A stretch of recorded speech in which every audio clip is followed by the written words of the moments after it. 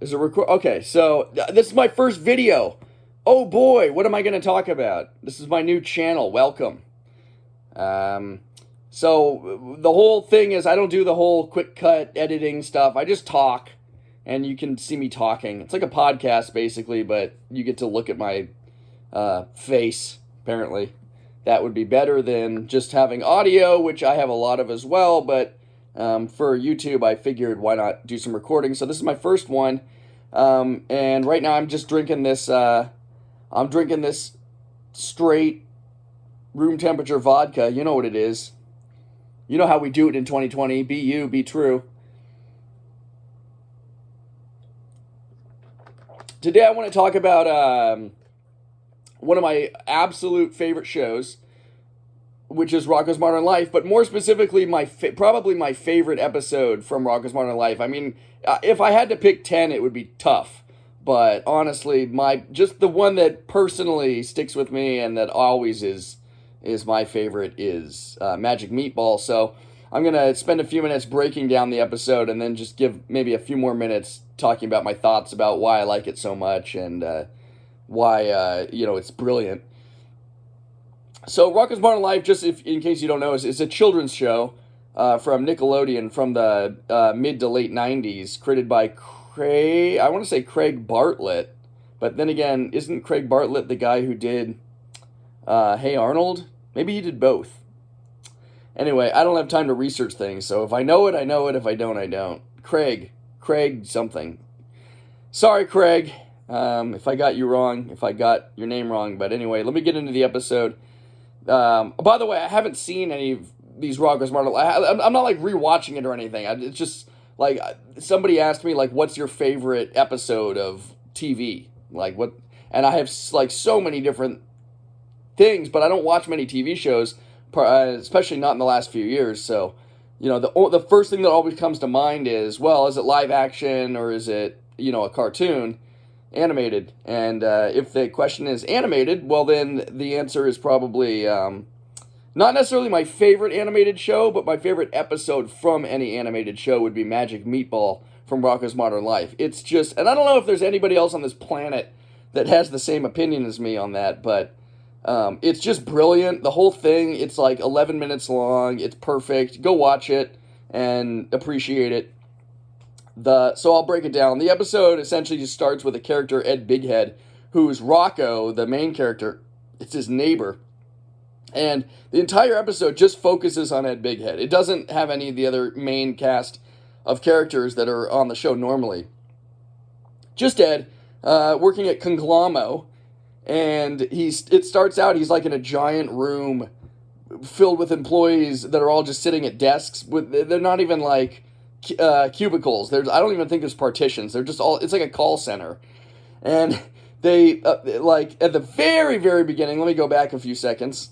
The very beginning, you can see, like, executives, well, you can hear them talking, like, in the background, and they throw a dart at a giant board that has, the board is essentially a grid that shows all the different employees, and it happens to land on Ed Bighead, and then they go, "Who, Ed Bighead?" And then it turns out that he's going to get a promotion, because that's how they promote people at the lowest level of this company, is they just essentially throw a dart at a giant board that has people's names on it. And, he's told to get his, desk cleaned up, and he's moving on up. So, the executive employee comes to welcome him and greet him, and then, but he's not really very welcoming or friendly towards him, and Ed is like, he closes his eyes to say something, to his, like, fellow employees, like, "I'm never coming back here. This is the last time you'll ever be seeing Ed Bighead again," or whatever. And then one of the employees that off frame throws what's essentially a magic 8-ball at him, but they call it a magic meatball for probably copyright reasons and also because it's hilarious. And it like sticks in between his eyes, and then it falls into his box with all of his documents in it. And they're laughing at him like, "Oh, that old meatball gag." It's like they're laughing at him from off screen. And he gets into the elevator barely. It closes on his butt. It's just like still stuck in his, like, he has to like worm his butt through it. Like, already this is like one of the funniest things you've ever seen, basically. and he gets up to whatever level he's on in this giant, like, 800-story building conglomerate that, like, reaches up into the stratosphere. And there's he's getting his new office, which is occupied by a character that we don't really get to know very well. I think it's a pig character. Everybody's animals in the show: wallaby, cow, steer, chameleon. Ed Bighead is a frog. I think Ninneman is a pig. Anyway, Ninneman's like struggling over these documents, like he's trying to get his job done. He's like, I'm almost finished with these papers, and the executive is like, you need to keep up, Ninneman. You need to increase your efforts. And then, but it's just so he presses, instead of a light switch on the side of the wall near the door, instead of a light switch, there's just there's just two buttons. One says up and one says down. And the executive presses the down button, and it's like a trap door opens up, and Ninneman, like all the papers that he's working on, just kind of float in the air for a second and then disappear down this trap door, along with poor Ninneman. And then it's just like the doors like close, and it's like the whole office is completely empty now except for a desk. And one of the touches I like is that there's a giant window behind the desk, but all you can see is a brick wall from like another adjacent building. It's just a hilarious little touch. So Ed Bighead is now settled into his office, and he's like, I can do this. He's just like brimming with confidence. He's like, this isn't so bad. And like all of a sudden, like from above him, a bunch of papers drop down. And just like a stack of papers, like what must equate to thousands of documents. And, he picks the first one off the stack, and it's some like tricky question, like, is the parallax of the different... It's not a math question. I don't mean to make it sound like he has to solve mathematical equations, but, it's some really convoluted type question that you would think an executive who's knowledgeable would be capable of responding to. But Ed Bighead's totally out of his league, so he doesn't know what to say.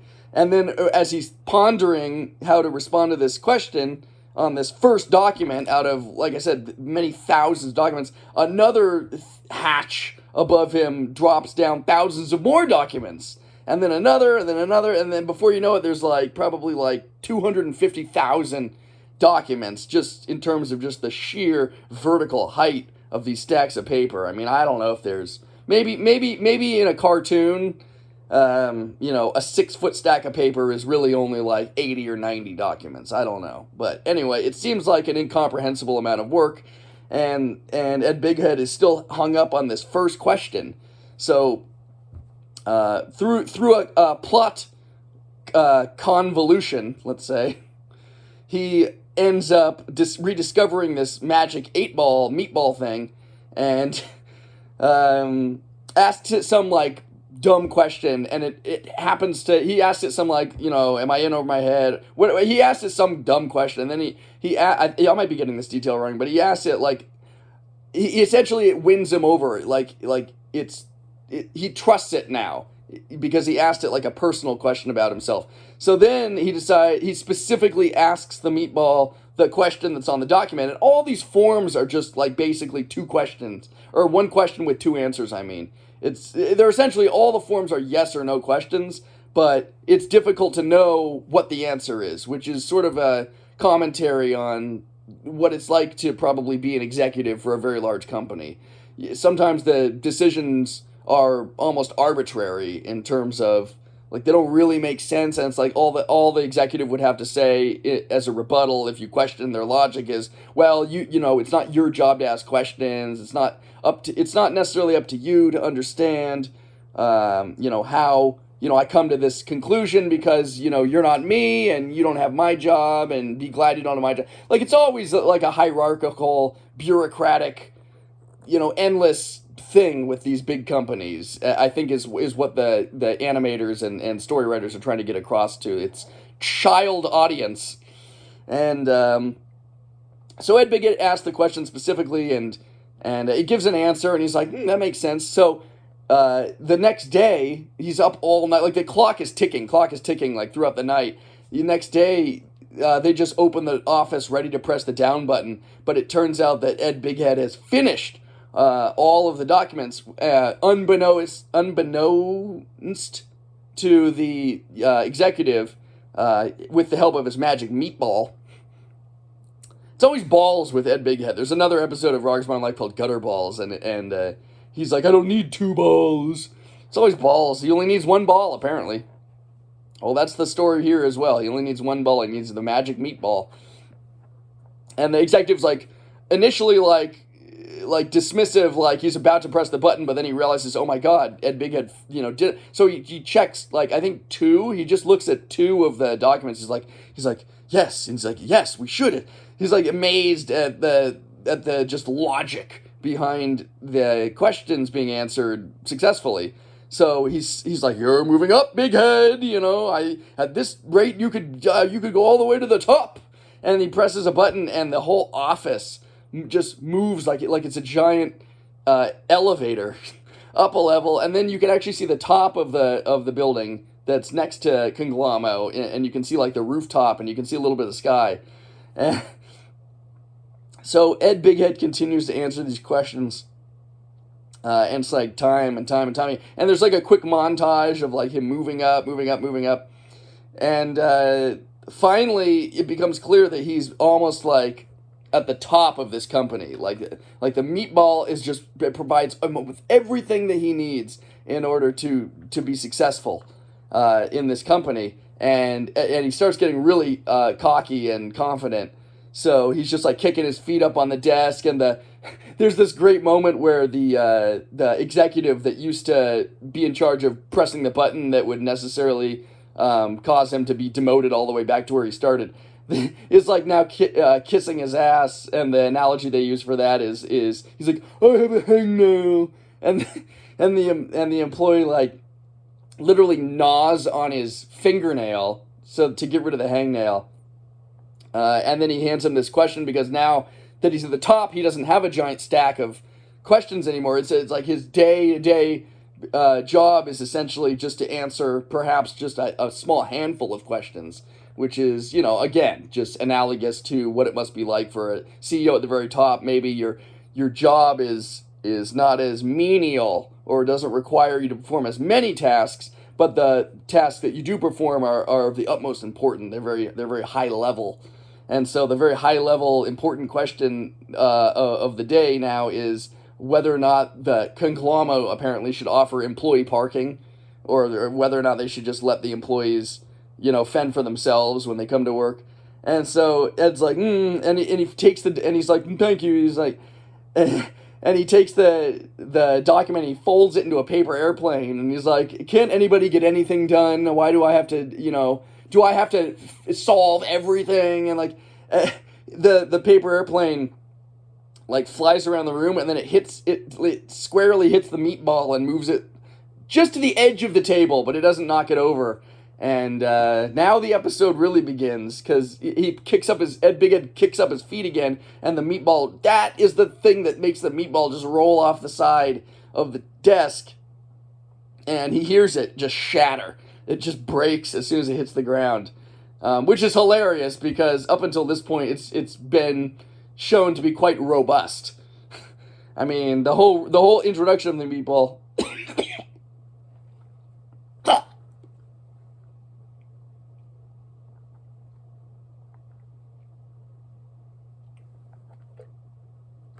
Careful with your hard liquor. The whole introduction of the meatball has demonstrated that it's extremely durable, because they literally throw it directly at his head and it lands in the box at the beginning of the episode. But anyway, maybe that was maybe it's like when you like you try to break a piece of glass and it doesn't break, but then it like weakens it. So maybe it was weakened, who knows. Anyway, the face of the meatball shatters, and all the water, like a magic 8-ball, like all the fluid that suspends the like octahedral.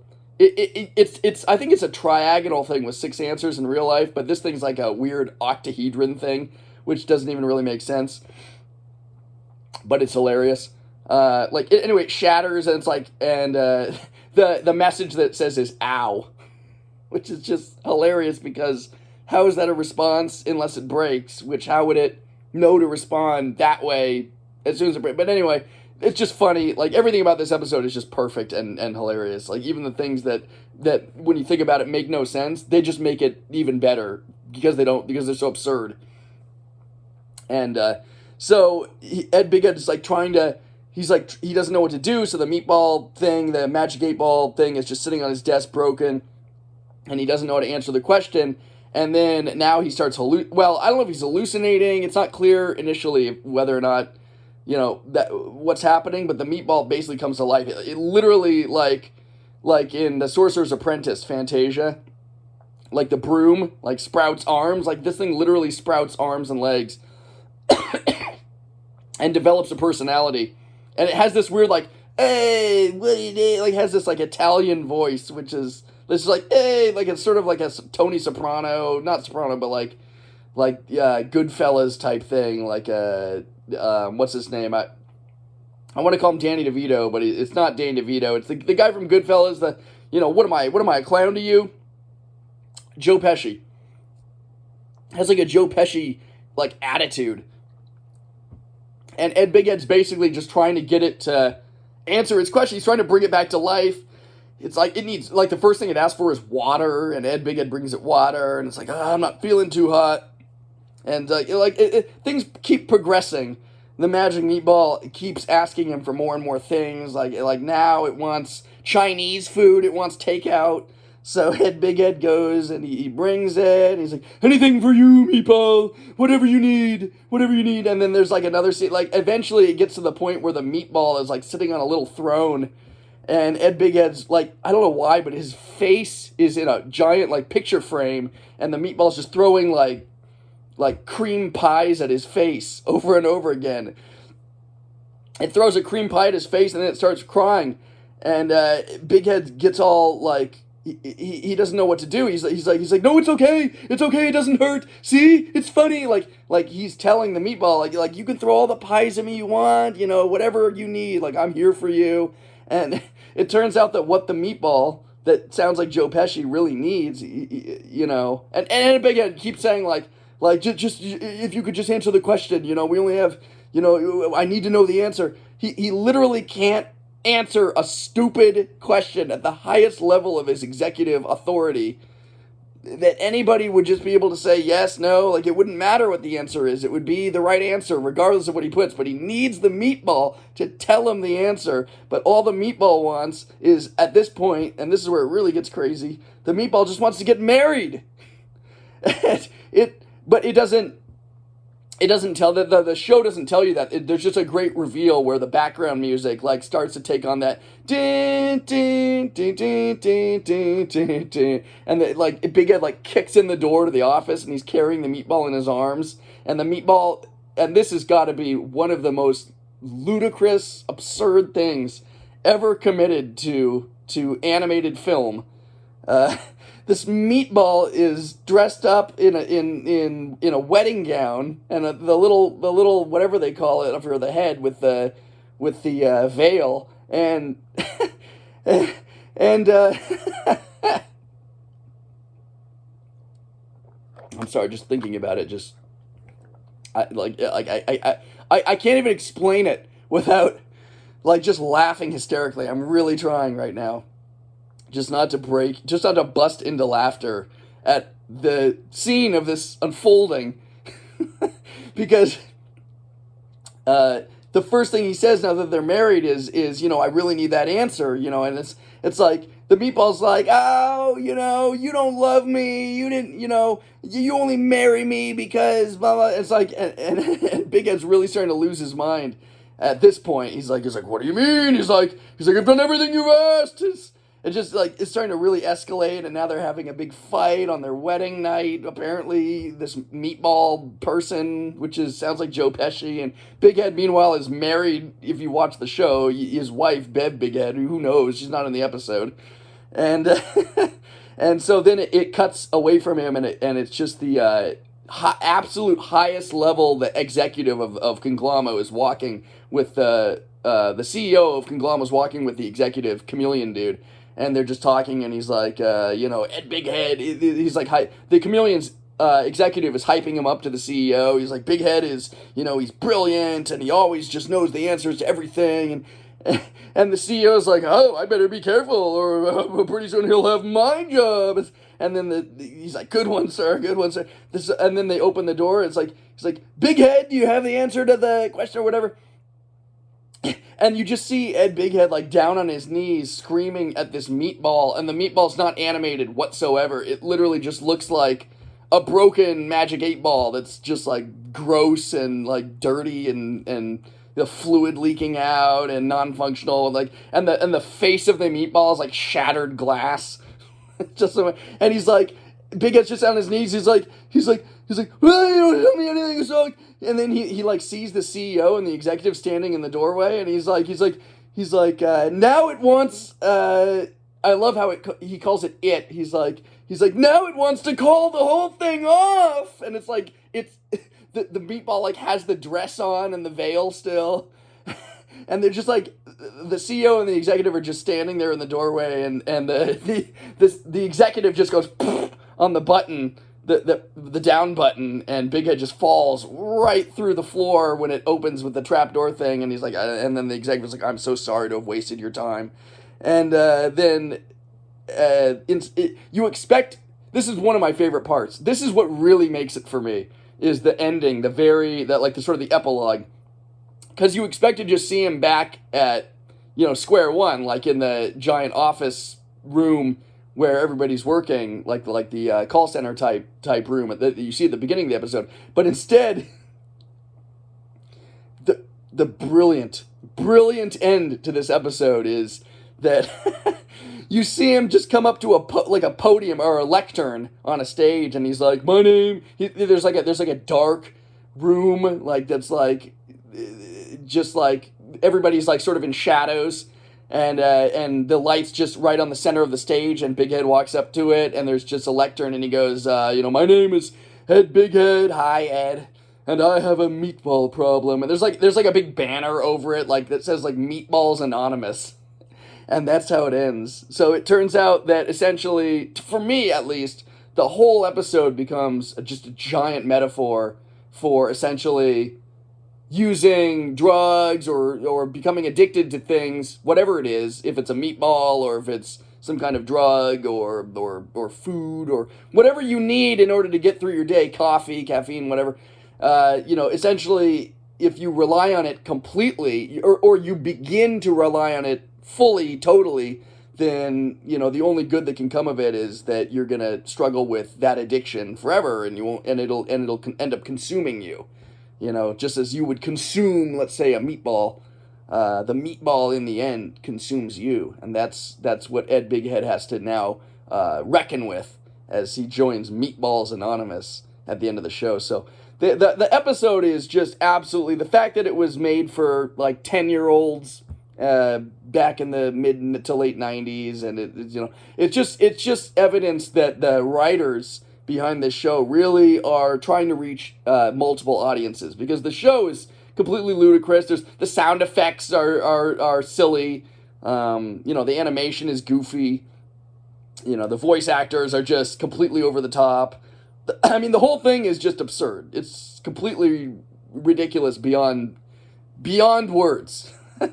But on the surface, that's all it appears to be. But underneath, what you realize is that there's something more going on. There's actually, it's almost like the writers are screaming out for the more mature and discerning viewer to interpret something that is profound and prophetic and incredibly fulfilling and holds up to deep scrutiny and holds up after many years and repeated viewings. For me, it's absolutely one of my favorite episodes of anything ever, and in only 11 minutes, I feel like it should win the Oscar or it should have won Emmys, because it's very difficult for something so just childish and goofy to be so, like I said, profound and prophetic. So that's my take on it. I was gonna originally just describe the episode and then do a little commentary, but